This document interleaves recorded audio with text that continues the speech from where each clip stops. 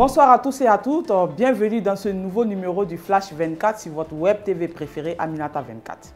On démarre toujours avec l'actualité ivoirienne. Le président de la République du Sénégal, Bassirou Diomaye Faye, effectue en ce moment une visite officielle à Abidjan, capitale de la Côte d'Ivoire, dans le cadre du renforcement des relations bilatérales entre les deux pays frères.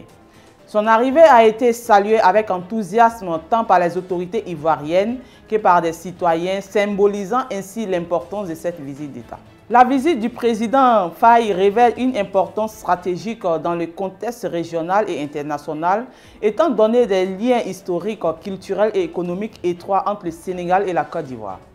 Elle marque également une étape significative dans la consolidation des efforts visant à promouvoir la coopération et la solidarité entre les deux pays, dans un monde confronté à de multiples défis. Durant cette visite de travail et d'amitié dans la capitale ivoirienne, le chef de l'État, son Excellence Alassane Ouattara, s'est entretenu avec son homologue sénégalais dans le dessein de consolider les liens d'amitié, de fraternité et de coopération existants entre le Sénégal et la Côte d'Ivoire. Toujours en Côte d'Ivoire avec Air Côte d'Ivoire. C'est précisément hier à 16h10, heure locale, sous une température de 24 degrés Celsius que le vol HF 0790 de la compagnie Air Côte d'Ivoire a foulé le sol de l'aéroport Mohamed V de Casablanca le lundi 6 mai 2024 avec à son bord le ministre des Transports Amadou Koné à la tête de la délégation officielle composée des premiers responsables du transport aérien en Côte d'Ivoire et ceux de la compagnie nationale. À l'arrivée du Airbus A320, la délégation ivoirienne a été chaleureusement accueillie par les autorités marocaines avec le baptême de la nouvelle liaison, l'arrosage de l'avion et une aire d'honneur et d'ovation. La cérémonie marquant le vol inaugural a lieu ce mardi 7 mai 2024 au siège de la nouvelle agence de Air Côte d'Ivoire à Casablanca. Toujours avec Air Côte d'Ivoire qui affirme qu'ils vont passer de 9 avions à 14 cette année 2024. Air Côte d'Ivoire a pour ambition d'être la porte d'entrée de l'Afrique vers l'international. Laurent Loukou, directeur général de Air Côte d'Ivoire officiel.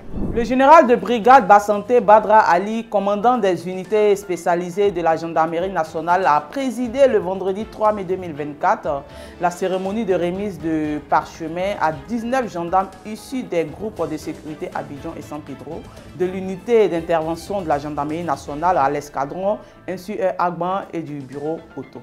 Au terme de 10 jours de formation avec les spécialistes venus de la France, les compétences des gendarmes ont été renforcées à travers des exercices théoriques et pratiques dans divers domaines, notamment la navigation en sécurité nautique et de la plateforme, y compris nocturne, la mise en œuvre du tender en situation opérationnelle et le maintien en conditions opérationnelles.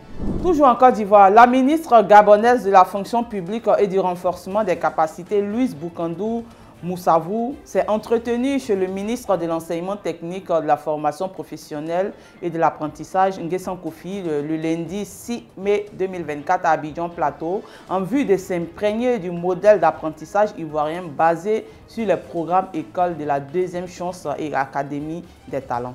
Présente en Côte d'Ivoire du 6 au 11 mai à l'appel du Centre africain du management et du perfectionnement des cadres qui veut organiser au Gabon en décembre prochain son conseil d'administration et aussi y avoir une représentation. Un tour au Bénin. Le Bénin a décidé de bloquer l'embarquement du pétrole nigérien à partir de la plateforme de Semkoji.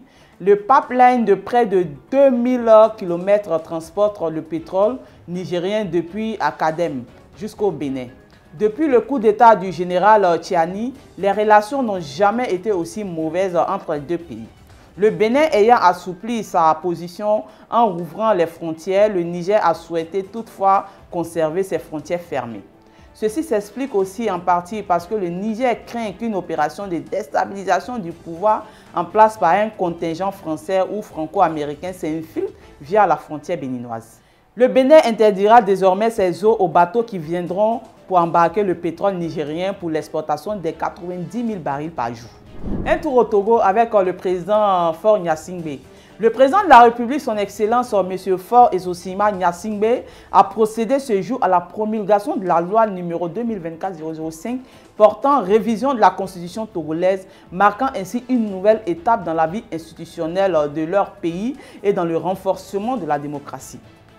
Votée en deuxième délibération le vendredi 19 avril 2024, cette révision constitutionnelle est le fruit d'une initiative parlementaire conduite conformément aux dispositions légales, enrichie des contributions des forces vives de la nation à la suite des consultations tenues du 8 au 12 avril 2024. La nouvelle loi constitutionnelle sera publiée au journal officiel de la République togolaise, fait à Lomé le 6 mai 2024, la présidence de la République. Retour en Côte d'Ivoire, cette fois-ci avec une page très sombre, le deuil qui nous a frappé ce matin très tôt avec le décès de Marie-Dominique Kakou, animatrice sur la 3. Elle est décédée dans la nuit d'hier d'une crise cardiaque à l'Institut de cardiologie d'Abidjan. Que son âme repose en paix et toutes nos sincères condoléances à sa famille biologique et à sa famille professionnelle. On termine en sport. Le relais féminin ivoirien se qualifie au JO Paris 2024 aux 400 mètres. Ce sont Marie-Josée Talou, Muriel Aouré, Jessica Gbe, Denis Dinidi, Whitney Thier, Mabundu Kone qui ont fait bonne figure aux relais mondiaux aux Bahamas. Merci de nous avoir suivis sur Aminata 24 TV. À demain pour un autre flash d'information.